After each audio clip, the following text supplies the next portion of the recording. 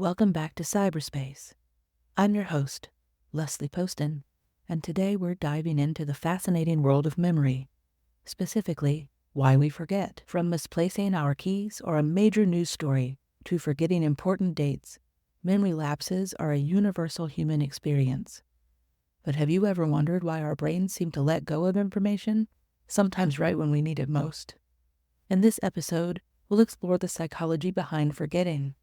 We'll look at how stress, information overload, and even exposure to world events can impact our ability to remember.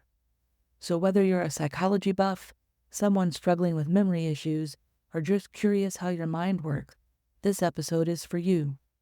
Let's start by understanding the basics of memory and forgetting. Before we dive in, it's worth noting that memory research is a rapidly evolving field. A 2021 review by Tanagawa et al. In Neuron highlights how new technologies like optogenetics are revolutionizing our understanding of memory formation and recall at the cellular level. Our brains are constantly processing and storing information, but not everything makes it into our long-term memory. The process of forming memories involves three key steps: encoding, storage, and retrieval. Dr. Richard Atkinson and Dr. Richard Schifrin proposed this model back in 1968, and it's still fundamental to our understanding of memory today. They described how information moves from one sensory memory to short-term memory, and finally to long-term memory. While the Atkinson-Schifrin model remains influential, more recent models like Badley and Hitch working memory model have expanded our understanding. This model introduces the concept of multiple components in working memory, including the phonological loop for verbal information and the visual-spatial sketchpad for visual and spatial information. But here's the thing: forgetting is actually a natural part of this process. It's not always a glitch in the system. Sometimes it's a feature. Now, let's talk about some theories of forgetting. One of the oldest is the decay theory, which suggests that memories fade over time if we don't use them. It's like a path in the woods. Without regular use, it gets overgrown and harder to find. Then there's interference theory, which comes in two flavors: proactive and retroactive interference. Proactive interference is when old memories make it harder to remember new information. For example, if you've just moved, you might find yourself heading to your old address out of habit. Retroactive interference, on the other hand, is when new information makes it harder to recall old memories. These might happen when you learn a new phone number and suddenly you can't remember your old one. Another fascinating aspect of memory is the testing effect, also known as retrieval practice. A 2006 study by Roediger and Karpicki in Psychological Science demonstrated that the act of recalling information strengthens memory more effectively than simply restudying the material. Another important concept is retrieval failure. Sometimes the information is there in our brain, but we just can't access it, like having a word on the tip of your tongue. You know that you know it, but you just can't quite spit it out. These theories were summarized nicely in a 2004 review by Whitsted in the Annual Review of Psychology, if you want to dive deeper into this research. Now let's get neurological for a moment. Two key players in memory formation and retrieval are the hippocampus and the prefrontal cortex. The hippocampus is crucial for forming new memories and sending them to long-term storage, while the prefrontal cortex is involved in retrieving memories later. A study by Preston and Eichenbaum, published in Current Biology in 2013, provides a great overview of how these brain regions work together in memory processes. Recent research has also highlighted the role of sleep in memory consolidation. A 2013 study by Z et al. In Science found that sleep allows the brain to clear out toxins that build up during waking hours, potentially explaining why sleep is so essential for memory formation. Speaking of the brain, let's talk about how stress affects our memory. We've all had those moments where stress seems to make our minds go blank, right? Well, there's a scientific reason for that. Chronic stress can actually change the structure and function of the hippocampus. A review by Kim et al. In 2002 detailed how stress hormones like cortisol can impair both the formation and retrieval of memories. When we're stressed, our bodies release cortisol, which can be great for short-term survival situations. But chronic stress leads to consistently elevated cortisol level, which can damage the hippocampus over time. This is why people with conditions like PTSD and CPTSD often struggle with memory issues. It's not all bad news. Short-term, manageable stress can actually enhance memory formation, especially for emotionally charged events. This is why we often have vivid memories of both very good and very bad experiences. Interestingly, the relationship between stress and memory is more nuanced than simply good or bad. A 2017 study by Goldfarb et al. Found that the timing of stress relative to learning is important. Their research showed that stress experienced shortly before or after learning can enhance memory consolidation, while stress experienced during retrieval often impairs memory performance. This timing effect might explain why we sometimes blank out during high-pressure situations, like exams or job interviews, even when we've prepared well. It also suggests that strategic timing of study sessions relative to stressful events could potentially improve learning outcomes. A 2018 review by Vogel and Schwab highlighted that the type of material being learned also matters. They found that the stress tends to enhance memory for emotionally arousing information and impair memory for neutral information. This bias towards emotional content under stress might have evolutionary roots, helping our ancestors remember essential survival-related information in threatening situations. Shifting gears, let's talk about a phenomenon that's become increasingly relevant in our modern world: information overload. The concept of information overload isn't new. Historian Ann Blair's 2010 book, Too Much to Know, traces concerns about information overload back to the 16th century, reminding us that each generation faces its own version of this challenge. Have you ever felt overwhelmed by the sheer amount of information coming at you every day? There's actually a term for a specific type of information overload, the Gish Gallop.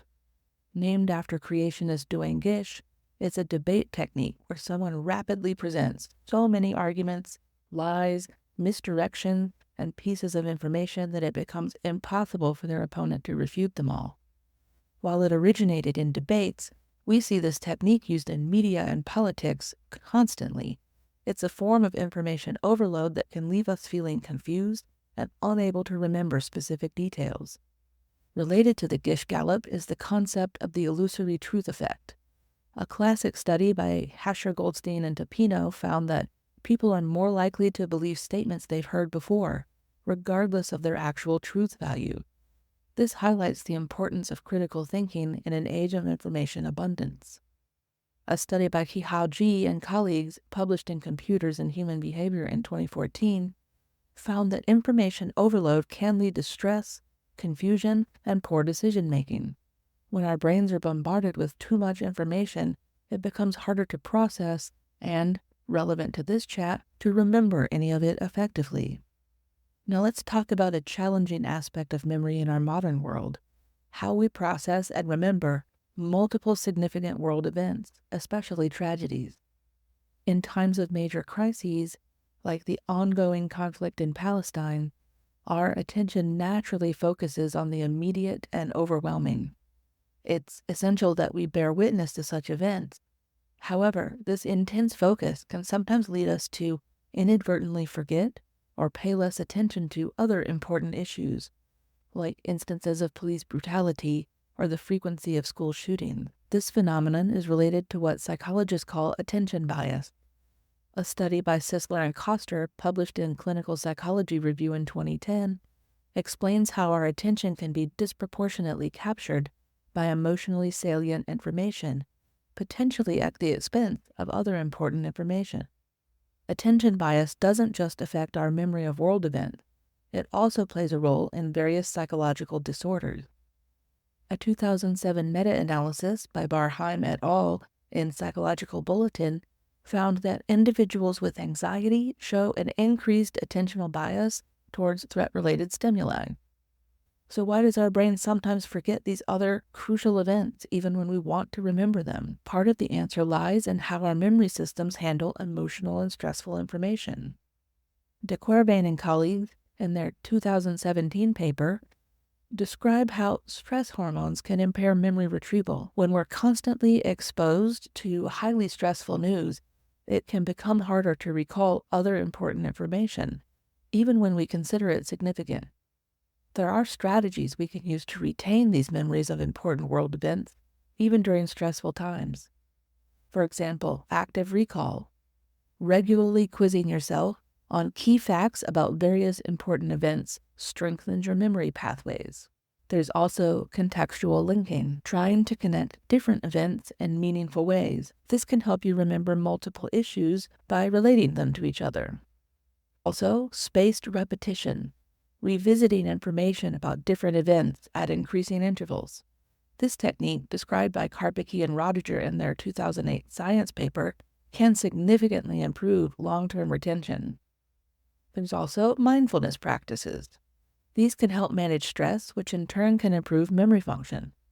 A study by Jha et al., published in Emotion in 2010, found that mindfulness training improved working memory capacity in stressful situations. Create a tragedy journal. Writing down key information about various events can serve as both a memory aid and a way to process your emotions.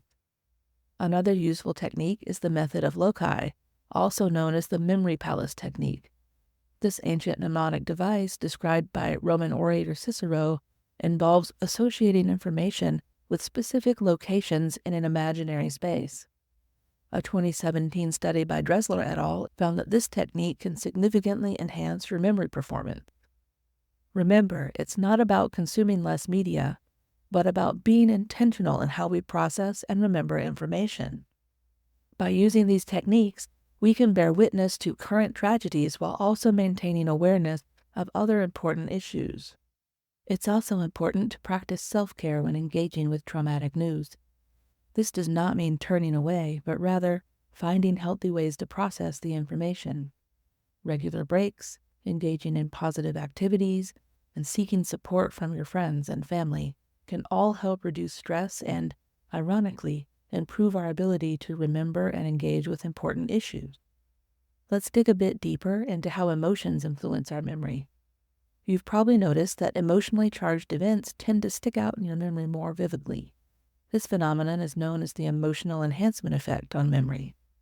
A classic study by Cahill and McGaw, published in 1995, demonstrated that people remember emotionally arousing stories better than neutral ones. The amygdala, a part of the brain involved in processing emotion, plays a key role in this process. The emotional enhancement of memory isn't limited to negative emotion. A 2007 study by Kinzinger and Schrachter found that both positive and negative emotional content is remembered in greater detail than neutral content. But it's not always straightforward. While strong emotions can enhance memory, they can also impair it. Extreme stress or trauma can lead to memory fragmentation, or even amnesia in some cases. This brings us to the controversial concept of repression, or motivated forgetting. Sigmund Freud popularized the idea that the mind might purposely forget traumatic memories as a defense mechanism. While Freud's specific theories are largely out of favor in modern psychology, the idea that memory can be influenced by motivation hasn't been entirely dismissed. While the concept of repression remains controversial, the phenomenon of memory suppression is well documented. A 2014 study by Benoit and Anderson found that actively trying to suppress unwanted memories can lead to measurable changes in brain activity and memory accessibility. A more current perspective is the retrieval-induced forgetting theory. This suggests that the act of remembering certain information can lead to the forgetting of related but unrecalled information. Anderson and Spellman described this in their paper in the Journal of Experimental Psychology. Let's explore something we're all familiar with: the impact of technology on our memory. We live in an age where we have instant access to almost any information we need. Is this changing how our memory works? The concept of digital amnesia, or the Google effect, suggests that the ease of finding information online might be changing how we remember things. A study by Sparrow, Liu, and Wegner found that when people expect to have future access to information, they have lower rates of recall, but enhanced memory for where to access the information. In other words, we might be outsourcing our memory to our devices. Instead of remembering the information itself, we're remembering how to find the information. The Google effect isn't entirely negative. That same study by Sparrow and Wegner suggests that the internet has become a form of transactive memory, similar to how we rely on other people to remember certain types of information for us. Social media and constant connectivity are also changing our relationship with memory. A study by Tamir et al., published in the Journal of Experimental Social Psychology, found that sharing experiences on social media can actually impair memory for the experiences themselves. But it's not all negative. Technology can also enhance our ability to capture and revisit memories through photos, videos, and digital journals. Now, here's a thought that might surprise you. Forgetting isn't always a bad thing. In fact, forgetting can be adaptive and beneficial. A review by Richards and Franklin argues that forgetting is a critical component of memory. It helps us to generalize our experiences, adapt to new situations, and avoid overfitting, a phenomenon where we become too fixated on specific past experiences at the expense of flexibility. Forgetting also plays a crucial role in decision-making. A 2017 study by Richards and Franklin argues that forgetting allows us to adapt to new situations by preventing outdated information from interfering with current decision-making processes. Forgetting also helps us prioritize information. Think about it. If we remembered every single detail of every day, we would be overwhelmed to the point of stagnation. Forgetting allows us to focus on what's important and keep moving. This ties into the concept of the forgetting curve, first described by Hermann Ebbinghaus in the late 19th century. This curve shows how information is lost over time when there's no attempt to actively review or retrieve it. Understanding this curve can help effective learning and memory strategies. Forgetting can even aid in emotional regulation. The ability to let go of minor annoyances or to have the sting of negative experiences fade over time is vital for our mental health. With all of this in mind, what can we do to improve our memory and reduce forgetting when it's not beneficial? First, let's talk about some classic memory enhancement techniques. Mnemonics, for example, are memory aids that help us encode and retrieve information. This could be an acronym, a rhyme, or a vivid mental image.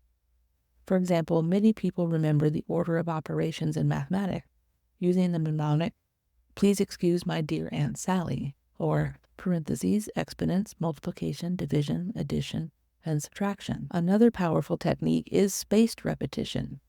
This involves reviewing information at gradually increasing intervals.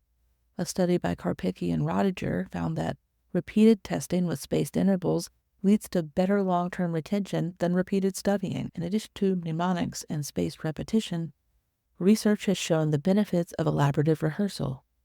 A classic study by Craik and Lockhart found that processing information more deeply by relating it to your existing knowledge leads to better retention than simple repetition.